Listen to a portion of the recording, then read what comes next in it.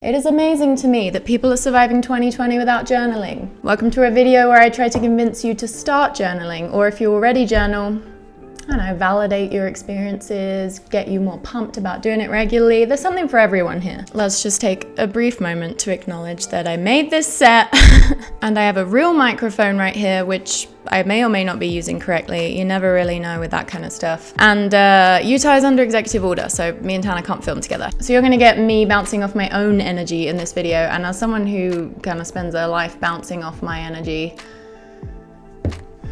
yeah, it's hit and miss. So this is one of those things I want to talk about because I was talking about it in a social setting last night, and then I was like, ooh shit, I'm boring everyone with this, I need to chill out. So then I thought, let me bring these thoughts over to YouTube, monetize them, maybe there'll be more interest from people who actually care about the topic. And here we are. So I've been journaling kind of on and off throughout my life. I haven't only journaled for the last 5 years, but I would say that my journaling prior to the last 5 years was not necessarily effective. When I was growing up, I would kind of journal out my rage thoughts, as I'm sure many of you did, and didn't find that to be particularly helpful. Also was plagued with worries that someone would find my journal, so it kind of just like rendered the whole exercise pointless. When I was Mormon, I would journal because Mormons are taught that they should journal, you know, keep a record that the angels in heaven can read, some bullshit. And that, I did have a good experience journaling as a Mormon, but there was always that element of like, oh, my posterity's going to read this. So I think a lot of you can probably relate to sort of censoring yourself a bit in your journals. And then about 5-6 years ago, I thought I'm going to buy a journal just as a way to sort of document my life. And at the time I thought like it would be a good way to workshop jokes. It would be a good way to work on my comedy. That hasn't happened. Anyway, basically I got into journaling and kind of a more productive way of journaling, and then over the last 5 years I've really refined how I journal. So I'm just going to share today some of the big benefits I've seen from journaling and kind of ways I would recommend doing it to make it a really positive experience for you in terms of mental health, like anxiety and depression. I think journaling is just good for everyone to do, primarily because it forces you to sit with how you feel. This is something I've thought about so much lately. I feel like all these experiences that I keep having and books I'll read and, you know, like the media I'm consuming and stuff, I just keep coming back to this, well, realization, I guess, that people not being able to sit with how they feel is like the problem in our societies, because we aren't taught to emotionally self-regulate when we're young. Most of us have parents who don't know how to emotionally self-regulate and, you know, have kind of a low emotional intelligence, and put their shit onto us in various ways, as their parents did. And a lot of us are part of these codependent family systems where we have to play certain roles and children have to sort of sacrifice their authentic selves in favor of, you know, pleasing their parents. Just stuff I'm sure a lot of you guys are familiar with. We're not taught as kids how to healthily process our emotions. So the human instinct is to then run from our emotions. You know, we find ways to distract ourselves from them or deny their reality. It's way too uncomfortable for us to sit with our emotions because we don't know what to do with them. And we kind of seem to have absorbed, a lot of us, this kind of cultural idea that is, you know, informed by religion and so many factors, that if we sit with our emotions, we're almost indulging them and we might make them worse. A lot of people kind of operate under this false idea that it's better to distract yourself from emotions. You know, like, don't cry. How many people's parents when they're young say, oh, don't cry when they cry, because the parent is so uncomfortable seeing the kid cry. And it's just like a weird thing. Instead of saying like, oh, I'm so glad that you're crying, your body is balancing out your magnesium levels and completing your stress response. That's awesome. It's so good that our bodies have this built-in system. So we don't know how to sit with our emotions. We're scared of them. We run from them. We live in a society where there are endless ways that we can distract ourselves from our emotions. You know, endless stimulation, TV, phones, alcohol, drugs, food. There's just so many ways. And I don't know about you guys, but coming out of a high demand religion, this was kind of one of the big realizations that I had was, oh, my relationship with my own feelings is like not super reliable. You know, you obviously, if you're leaving Mormonism, you have the experience of realizing that your feelings are not a reliable indicator of truth. So that kind of just breeds a bit of distrust in your own feelings. And again, a lot of people in Mormonism were taught to sort of repress their emotions. And a big part of transitioning out of Mormonism for a lot of people is learning how to accept and honor their emotions. Especially emotions that weren't allowed by the Mormon church, you know, like Anger is really vilified. Contention is of the devil. How many people grew up in incredibly passive-aggressive Mormon families because that to them was preferable to, you know, hashing it out and maybe getting conflict resolution through having a bit of contention. Journaling is a really great way to sort of get used to sitting with your feelings, because being forced to, you know, name them is so helpful. I think that's like a common skill that therapists will teach people is, and a skill that we should all be taught as children, is the ability to name emotions and to actually name the root emotion. So a lot of the time we'll say, how do you feel? And you'll say, oh, I feel like this person did, and we'll go into like a storyline rather than how we actually feel. It's like, okay, what's the feeling behind this story that you have that this person wronged you? Well, it's maybe hurt or fear or, you know, it's like one of those more core emotions. A big thing for me the last year has been really learning to identify the core emotions that are sort of behind how I'm feeling. Before, as a lot of us do, I would say, well, I feel like blah, blah, blah, and then it wouldn't really be me explaining how I felt. It would be me explaining the contents of my mind about how I felt. Anyway, we could get Buddhist there, but we won't. So journaling is a great way to sort of process what's going on in your brain. And a lot of the time, just being able to name an emotion already makes such a big difference in like reducing the power that that emotion has over us. My friend Kelly always says, whatever is buried alive. When we try and repress feelings, we don't make the feelings go away. We just kind of make them fester. And then usually there's like this compound effect of repressing all these feelings, and it's just bad, it's dysfunctional. When we were hunters on the savannah or whatever, I imagine that we didn't have the ability to distract ourselves from our feelings the way that we do now. We would just be forced to sit with them because there's nothing else to do. But now there are 1,000,001 ways that we can run from our feelings. And society honestly encourages us to. Journaling can provide that clarity about how you feel so that you're then able to sit with how you feel and let your body kind of do its thing. Like, our bodies are very intelligent. They know how to process emotions well when we allow ourselves to feel those emotions. But a lot of the time we don't give them the chance to do that because we're so busy running from them that they're getting repressed down, and then our bodies don't get the chance. And I also find journaling really useful for anxiety, because when I'm anxious, I can write out the stories that my brain is telling me. And through that lens of like, these are the stories my brain is telling me right now. And usually those stories are some variation of like, I'm not good enough in this way. And in acknowledging through writing, you know, this is the story my brain is telling me, and a lot of the time I'll then follow up with, and I know this isn't true because this is a true statement I can make to sort of, you know, as a counterbalance. It again just helps lessen the power of those stories.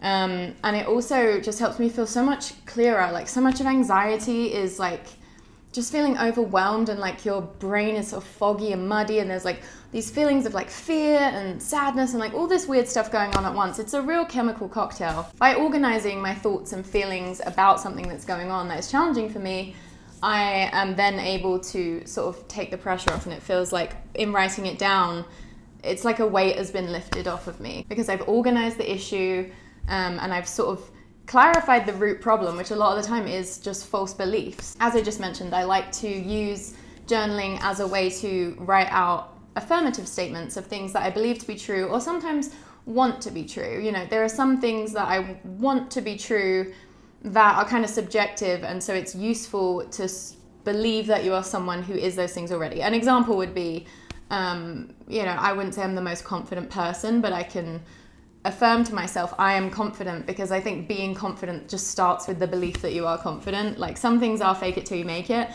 and I'm a big fan of affirmations for that reason.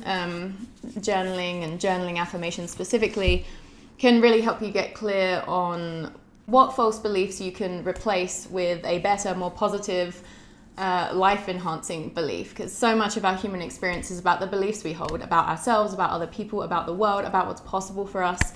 And journaling is a way to, you know, concretely put down and affirm in a tangible way new beliefs that we want to hold. For example, people leaving Mormonism a lot of the time will have certain beliefs like, well, even though logically I know that it's not, I kind of feel like sex is bad, and so that's affecting me negatively because I feel guilty if I have sex, or, you know, there's still this shame there.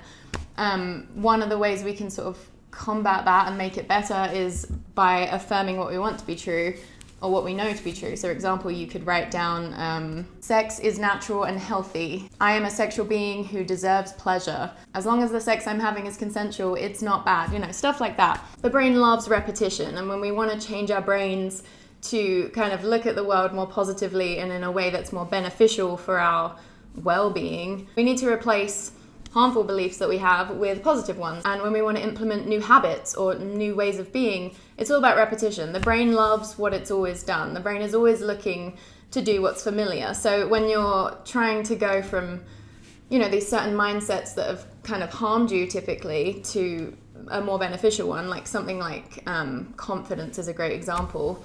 You know, maybe going from being more socially anxious and scared of people to, you know, wanting to become someone who is confident and able to just show up in the world authentically as themselves without shame or fear of judgment. It's really useful to do practices like journaling that reinforce the new beliefs we want to hold in sort of a repetitive way. So sometimes the affirmations I'll write down are, you know, the same things I may have written yesterday. I kind of just do it as and when I feel like it. I think it's true that most people could do with being kinder to themselves and more gentle.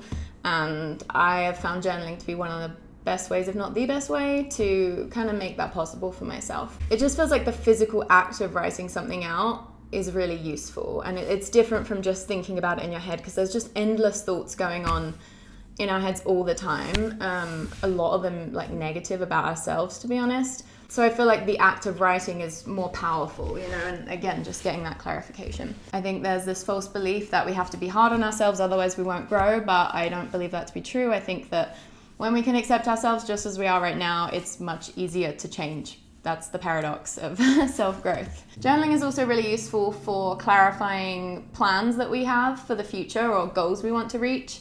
Again, it's so easy to just get overwhelmed by the sheer volume of thoughts going around in our heads. And I think a lot of us kind of have these lofty goals or these long-term goals that it's really useful to kind of define a bit more and get clear on.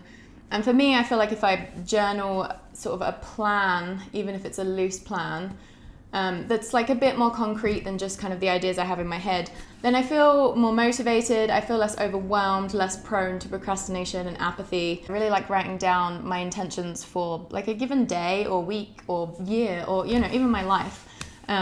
There's this thing called Future Self Journaling that I really like. The holistic psychologist on Instagram, I think, started it, and I feel like a lot of people do it. I've seen YouTubers do it. But Future Self Journaling is basically where you in the morning will answer questions like, what qualities do I want to have more of 5 years from now? Or what can I do today to help me bring this future self that I hope to become sort of more of a reality? So I did a future journaling session recently, and one of the qualities I wrote down that I thought future me would hopefully have like more of would be patience. And so then you write down, I have an opportunity to practice patience today when I, you know, have to wait in line at the grocery store. I could not get out my phone. I could just sit there and be present, something like that. So I think a big part of meeting goals is being able to clearly define them. This is a big thing I learned from becoming a life coach in my course, is that so many people are just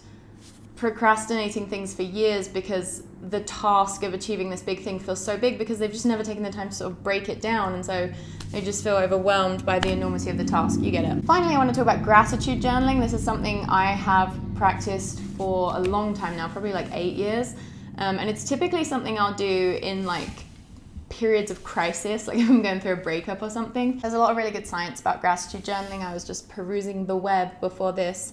Berkeley has done a number of studies showing how great it is. Studies have found that giving thanks and counting blessings can help people sleep better, lower stress, improve interpersonal relationships. Keeping a gratitude journal decreased materialism and bolstered generosity among adolescents. I just find that, especially in crisis, I do gratitude journal kind of whenever, but I'm more strict about it when I'm in a tough time, because, you know, when you're going through those periods where every day is kind of a bit of a struggle, and you kind of just wish time would, a breakup is a great example of this, you kind of just wish time would hurry up so that things would feel better. I found that gratitude journaling is such a good way to like force yourself to look for the positive every day. And it's not in a way that is, denying the fact that you're still sad or whatever. But I found that when I write down every good thing that happens in a day, I see more good things and like notice more goodness in my life, something that the scientific research is supporting as far as I'm aware. And I do start seeing the world more positively, and it makes, if I'm able to take a really bad day and at the end of it still have this list of like 10 great things that happened, even if some of them are like, I had a really good sandwich today, then it just makes you feel like that day's not that bad. You're like, well, this wasn't a waste. Like this stranger was kind to me. Like that, it just allows you to see beauty in tough times, which I think is a really important skill as well that we should all learn as kids, is gratitude. Mormons like kind of do gratitude well, but it always feels like it's through the lens of, we're so grateful to have been born in the covenant and to live in America, the land of the free, and it's always weird stuff, I think that's the end of this video. I don't want to make it longer than it needs to be, but I am curious about your experiences with journaling, especially if you journaled as a Mormon, just curious about that. But also the way that you journal now, if you find it useful, or if you don't find journaling useful, just leave keyword-rich comments in the comment section, would you? Thank you to our Patreons for making quality content like this possible. I don't want to keep saying that tagline. It feels weird when Tanner's not here. I hope you're all staying safe with COVID and just like going easy on yourselves and letting yourself rest when you need to rest. Smash that like button. Goodbye.